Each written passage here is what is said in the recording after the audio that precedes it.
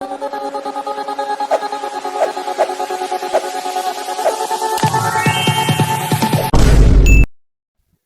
Hello viewers, நான் உங்கள் PK வந்தாச்சு. ஸோ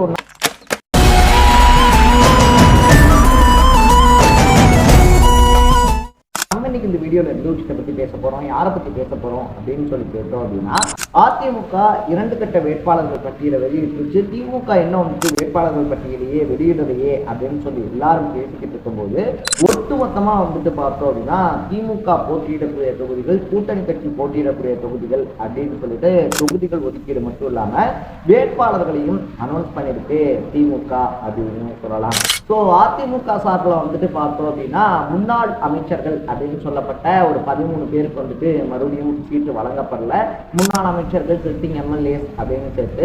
ஆனால் திமுக சைட்ல இருந்து பார்த்தோம் அப்படின்னா 3 சிட்டிங் அமைச்சர்களுக்கு மட்டும்தான் வாய்ப்பு மறுக்கப்பட்டிருக்கு. அதை தாண்டி வந்துட்டு வேற யாருக்கும் மறுக்கப்படலையா அப்படின்னு சொல்லி கேட்டோம்னா கிட்டத்தட்ட 60க்கும் மேற்பட்டோருக்கு மறுக்கப்பட்டிருக்கு அப்படின்னு சொல்லலாம். 60க்கும் மேற்பட்ட புதுமுகங்களுக்கு வாய்ப்பு அப்படின்றது தரப்பட்டிருக்கு. இதை தாண்டி வந்துட்டு பார்த்தோம் அப்படின்னா நட்சத்திர அரசியல்வாதிகள் பலரும் தொகுதி மாறியிருக்காங்க அப்படின்னு தான் சொல்லணும். அதுலேயே குறிப்பா வந்துட்டு பார்த்தோம் அப்படின்னா செந்தில் பாலாஜி இருக்கார் இல்லையா, செந்தில் பாலாஜியே வந்துட்டு கரூர் தொகுதியிலிருந்து கோவை தெற்குக்கு மாறி இருக்காரு. ஸோ கொங்கு மண்டலத்தை எப்படியாவது ஜெயிச்சே ஆகணும் அப்படின்னு சொல்லிட்டு திமுக வந்துட்டு பார்த்தோம்னா பலகட்ட வேலைகள் அப்படின்றத பார்த்துக்கிட்டு இருந்தாங்க. அதனுடைய உச்சகட்ச நகராக தான் வந்துட்டு பார்த்தோம் அப்படின்னா கோவை தெற்குல செந்தில் பாலாஜியை களமிறக்கியிருக்காங்க அப்படின்னு சொல்லலாம். ஸோ கோவை தெற்குல செந்தில் பாலாஜியால ஜெயிக்க முடியுமா? அதை தாண்டி வந்துட்டு திமுகவுடைய வெற்றி வேட்பாளர்கள் யார் யாரா இருப்பாங்க? கனிமொழி மறுபடியும் மாநில அரசியலுக்கு திரும்ப போறாங்கன்னு சொல்லி பேசிக்கிட்டு இருக்கும்போது கனிமொழிக்கு சீட்டு மறுக்கப்பட்டதுங்க 3 முன்னாள் அமைச்சர்களுடைய நிலைமை என்ன அப்படின்ற மாதிரி பல விஷயங்களை தான் நம்ம பேச போறோம். அதுக்கு முன்னாடி நம்ம சேனலுக்கு நீங்க புதுசா வந்திருந்தீங்க அப்படின்னா மறக்காம சேனலை ஃபாலோ பண்ணி சப்ஸ்கிரைப் பண்ணிக்கோங்க.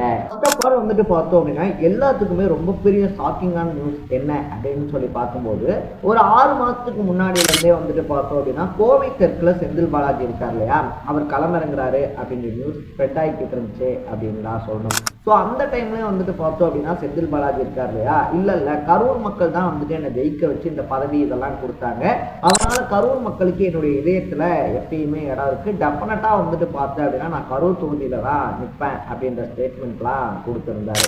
ஸோ இப்போ வந்துட்டு பார்த்தோம் அப்படின்னா பாஜகவை பொறுத்த வரைக்கும் கோயம்புத்தூர் அப்படின்னா அண்ணாமலை, வானதி சீனிவாசன், அதிமுகவை பொறுத்த வரைக்குமே வந்துட்டு பார்த்தோம் அப்படின்னா எஸ்பி வேலுமணி அப்படின்னு சொல்லிட்டு பலமான முகங்கள் கோயம்புத்தூர்ல இருக்கு அப்படின்னு சொல்லலாம்.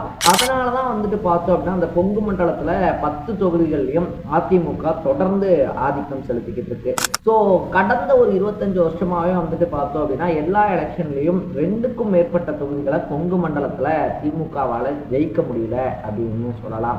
ஸோ மேற்கு மண்டல பொறுப்பாளர் பதவி அப்படின்றது செந்தில் பாலாஜிக்கு கொடுக்கப்பட்டதுக்கு அப்புறமா நாடாளுமன்ற தேர்தலையும் உள்ளாட்சி தேர்தலையும் வந்துட்டு பார்த்தோம் அப்படின்னா திமுக நல்லாவே பர்ஃபார்ம் பண்ணியிருந்தாங்க. இது தலைமைக்கும் வந்துட்டு பார்த்தோம் அப்படின்னா அப்பாடா கொங்கு மண்டலத்தில் ஒரு அளவுக்கு நம்ம இடம் பிடிச்சிட்டோம் அப்படின்ற நம்பிக்கையை கொடுத்துருந்துச்சு.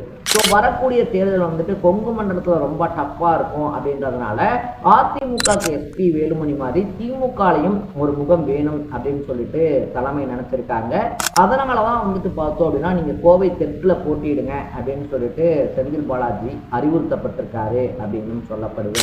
ஸோ இந்த கரூர் சம்பவத்தினால வந்துட்டு பார்த்தோம் அப்படின்னா செந்தில் பாலாஜி மேல ஒரு பிளாக் மார்க் இருக்கிறதுனால இந்த டைம் வந்துட்டு செந்தில் பாலாஜிக்கு ஓட்டு விடுமா அப்படின்றதும் ஒரு கொஸ்டின் மார்க். அதனாலையும் பார்த்தோம் அப்படின்னா தனிப்பட்ட காரணங்களாலையும் கரூர் தொகுதி இருக்கு இல்லையா, கரூர் தொகுதியிலிருந்து ஒதுங்கி கோவை தெற்குக்கு மாறி இருக்காராம் செந்தில் பாலாஜி. ஸோ போன டைம் வந்துட்டு பார்த்தோம் அப்படின்னா கோவை தெற்கு இருக்கு இல்லையா, கோவை தெற்குல ஜெயிச்சிருந்த வானதி சீனிவாசனை கோவை வடக்குக்கு எஸ்பி வேலுமணி மாற்றிருக்காரு அப்படின்னு சொல்லலாம். ஸோ அம்மன் கே அர்ஜுனன் இருக்கார் இல்லையா, அவரை எதிர்த்து தான் செந்தில் பாலாஜி களம் காண இருக்காரு. கொங்கு மண்டலத்துல செந்தில் பாலாஜி ஷைன் பண்ணுவாரா, அதை தாண்டி எஸ்பி வேலுமணியினுடைய அந்த ஒரு முக்கியத்துவம், எஸ்பி வேலுமணியினுடைய பிராண்டை உடைச்சு செந்தில் பாலாஜி அங்க தனக்குன்னு சொல்லிட்டு ஒரு பிராண்டை உருவாக்குவாரா அப்படின்றத நம்ம பொறுத்து இருந்தா பார்க்கணும். ஸோ இதை தாண்டி அடுத்த ஷாக்கிங்கான நியூஸ் என்ன அப்படின்னு சொல்லி பார்த்தோம்னா செந்தில் பாலாஜி தொகுதி மாறினது ஒன்று, 3 அமைச்சர்களுக்கு வாய்ப்பு மறுக்கப்பட்டிருக்கு அப்படின்னு சொல்லலாம். காந்தி இருக்கார் இல்லையா, ராணிப்பேட்டையில அவருக்கான வாய்ப்பு அப்படின்றது மறுக்கப்பட்டிருக்கு. அவருக்கு பதிலாக வந்துட்டு அவருடைய மகனான வினோத் காந்திக்கு வாய்ப்பு கொடுக்கப்பட்டிருக்கு. அதே மாதிரி வந்துட்டு பார்த்தோம் அப்படின்னா கயல்விழி செல்வராஜ் செல்வராஜ் இருக்காங்க இல்லையா, அவங்களுக்கும் மனோ தங்கராஜுக்கும் இந்த டைம் வாய்ப்பு மறுக்கப்பட்டிருக்கு அப்படின்னு சொல்லலாம். ஸோ இது மட்டும் இல்லாமல் பல புதுமுகங்களுக்கும் வாய்ப்புகள் கொடுக்கப்பட்டிருக்கு. திருப்பூர் வடக்கு இருக்கு இல்லையா, திருப்பூர் வடக்கை பொறுத்த வரைக்கும் கம்யூனிஸ்டுக்கு ஒதுக்கியிருக்காங்க. திருப்பூர் வடக்கில் தினேஷ்குமார் போட்டிடுவார் அப்படின்னு சொல்லிட்டு நம்ம நேற்று கூட பேசிக்கிட்டு இருந்தோம், அந்த வீடியோவில் பேசியிருப்போம். ஆனால் திருப்பூர் வடக்கு வந்துட்டு கூட்டணி கட்சிக்கு போனதுனால திருப்பூர் தெற்குல செல்வராஜ் அவர்களுக்கு பதிலாக தினேஷ்குமாருக்கு வாய்ப்பு கொடுக்கப்பட்டிருக்கு. திருப்பூர்ல இருந்து பார்த்தோம் அப்படின்னா பல்லடம் தொகுதிக்கு செல்வராஜ் மாறி இருக்காரு அப்படின்னு சொல்லலாம். இது மட்டும் இல்லாம மாநில அரசியல்ல களமிறங்க இருக்காங்க கனிமொழி அப்படின்னு சொல்லிட்டு நியூஸ் எக்கச்சக்கமா ஃபயர் ஆயிட்டு இருந்துச்சு. அவங்க வந்துட்டு திருநெல்வேலி இருக்கு இல்லையா, திருநெல்வேலி சைடு தூத்துக்குடி சைடு போட்டியிட விருப்பப்படுறாங்க. ஸ்டாலின் வந்துட்டு பார்த்தோம் அப்படின்னா தீவிர ஆலோசனைகள்லாம் இருக்காரு, கண்டிப்பா வந்துட்டு அவங்களுக்கு சீட்டு கிடைக்கும் அப்படின்லாம் பலரும் சொல்லிக்கிட்டு இருந்த சுச்சுவேஷன்ல வெளியான லிஸ்ட்ல கனிமொழியினுடைய பெயர் அப்படின்றது இல்லை. ஸோ அடுத்த 5 வருஷத்துக்கும் நீங்க வந்துட்டு டெல்லி லாபி இருக்கு இல்லையா, டெல்லி லாபியவே வந்துட்டு பாருங்க, அதுக்கப்புறம் வரக்கூடிய எலெக்ஷன்ல வந்துட்டு ஏதாவது பார்க்கலாம் அப்படின்னு சொல்லிட்டு ஸ்டாலின் சைடு வந்து சொல்லப்பட்டிருக்கான். இதை தாண்டி வந்துட்டு சேகர் பாபுனுடைய செல்ல பிள்ளை சேகர் பாபுவால வந்துட்டு மேயர் பதவி அலங்கரிச்சுட்டு இருக்கக்கூடிய பிரியாராஜன் இருக்காங்க இல்லையா, அவங்களுமே வந்துட்டு பார்த்தோம் அப்படின்னா சீட்டு கேட்டிருந்தாங்க அப்படின்னு சொல்லப்படுது. பிரியாராஜனுக்கும் வந்துட்டு இந்த டைம் சீட் மறுக்கப்பட்டிருக்கு அப்படின்னு சொல்லலாம். ஸோ இந்த மாதிரி பல முக்கியமான ஆட்களுக்கு வந்துட்டு சீட் மறுக்கப்பட்டிருக்கு. 60 புதுமுகங்கள்னு சொல்றீங்க, பிரபலமான ஆட்களுக்கு இல்லையே அப்படின்னு சொல்லி கேட்கும்போது அந்த 60 புதுமுகங்கள்ல 45க்கும் மேற்பட்ட புதுமுகங்கள் பார்த்தோம் அப்படின்னா உதயநிதி இருக்கார் இல்லையா, அவருடைய கோட்டாவிலையும் அவருடைய சிபாரிசுலையும் வாங்கியிருக்காங்க அப்படின்னு சொல்றாங்க. அப்படி சீட்டு வாங்கினவர் தான் தினேஷ்குமார் அப்படின்ற பேச்சும் அடிப்படுது. ஸோ திமுகவினுடைய இந்த வேட்பாளர் பட்டியலை பற்றி நீங்கள் என்ன நினைக்கிறீங்க? கோவை தெற்குல செந்தில் பாலாஜியால் தன்னுடைய கொடியை நாட்ட முடியுமா அப்படின்றத கமெண்ட் பண்ணிட்டு மறக்காம சேனலை ஃபாலோ பண்ணி சப்ஸ்கிரைப் பண்ணிக்கோங்க.